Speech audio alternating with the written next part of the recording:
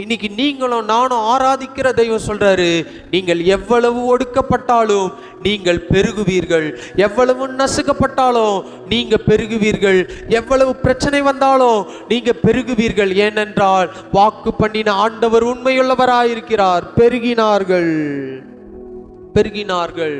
இந்த பெருக்கெல்லாம் வரும்போது கடைசியில் என்ன நடக்கிறது? பெரிய பிரச்சனை உருவாகுகிறது. ஆளோட்டிகளின் நிமித்தமாக இவன் ஆண்டவரை நோக்கி கூப்பிடுகிறான். இஸ்ரவேல்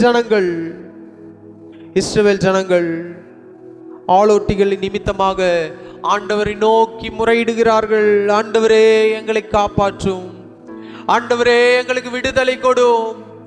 ஏன் ஆட்களே என்னை ரொம்ப ஒரு பக்கம் கொடுமைப்படுத்துகிறான். இத்தனை காரியங்கள்லாம் நடந்து கொண்டிருக்கிறது.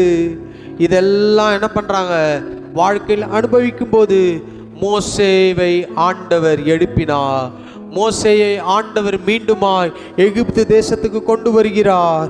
மோசேயோடு ஆண்டவர் பேசுகிறதை நம்மால் பார்க்க முடிகிறது. மோசேவை ஆண்டவர் அழைக்கிறதை நம்மால் பார்க்க முடியும்.